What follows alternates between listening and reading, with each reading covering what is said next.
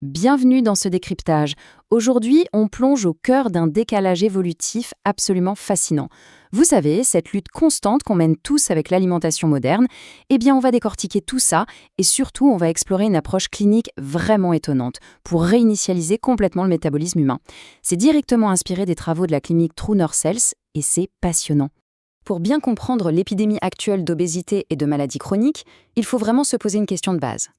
Pourquoi notre cerveau semble-t-il littéralement programmé pour échouer face à l'abondance d'aujourd'hui?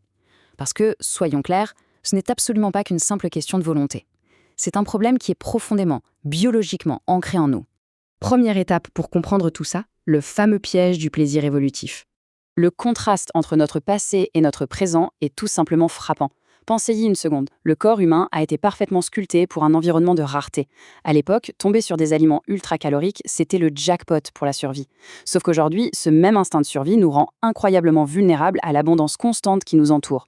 Et ça nous mène tout droit au syndrome métabolique. Ce décalage énorme, c'est exactement ce que le docteur Alan Goldhammer appelle le piège du plaisir. En fait, les aliments hyper concentrés qu'on trouve littéralement à chaque coin de rue de nos jours viennent pirater les centres de récompense de notre cerveau. Ils provoquent une stimulation totalement artificielle de la dopamine.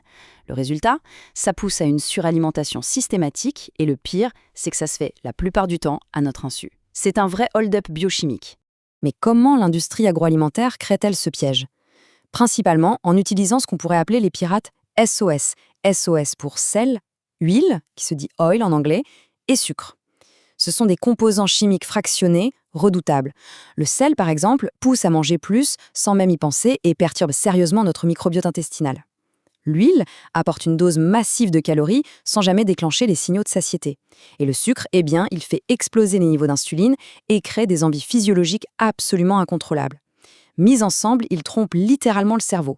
Ce qui nous amène logiquement à la deuxième partie, repenser la nourriture, non plus comme un simple besoin, mais comme une véritable addiction. C'est d'ailleurs ce qui explique de manière si brillante pourquoi l'idée de modération ne marche pas. Le docteur Alan Goldhammer a une phrase choc pour illustrer ça, il dit « Nous disons à la personne en surpoids de mettre sa nourriture dans une plus petite assiette. C'est l'équivalent dans le domaine de l'addiction de dire à un alcoolique de quitter le whisky et de se contenter de boire de la bière. Ça résume tout. » Si le mécanisme de fond est une addiction biologique à des aliments qui stimulent la dopamine, exiger la modération, c'est biologiquement impossible. Et face à ce constat, le corps médical traditionnel reste souvent bloqué. Comme la médecine classique a tendance à traiter les symptômes, au lieu de s'attaquer à cette addiction de fond, on baigne dans un pessimisme quasi généralisé. Le truc fou, c'est que lorsqu'un patient arrive avec une perte de poids rapide et parfaitement saine grâce à un changement de mode de vie, le premier réflexe d'un médecin sera bien souvent de chercher un cancer ou une toxicomanie. Pourquoi ? Tout simplement parce que voir des gens inverser des maladies liées à l'alimentation, ça ne fait pas du tout partie de leur quotidien. Passons donc à la troisième étape, le fameux redémarrage par le jeûne à l'eau. Alors, pour briser ce cycle d'addiction infernale, le centre True North a eu recours à une méthode radicale mais diablement efficace, le jeûne à l'eau pure, sous stricte supervision médicale. Et attention, on ne parle pas de quelques cas isolés pour une étude obscure. Ils l'ont fait avec plus de 20 000 patients. 20 000 personnes qui ont pu totalement réinitialiser leur système métabolique. C'est tout bonnement énorme. Bien évidemment, on ne se lance pas là-dedans sur un coup de tête. Le protocole est ultra structuré et sécurisé.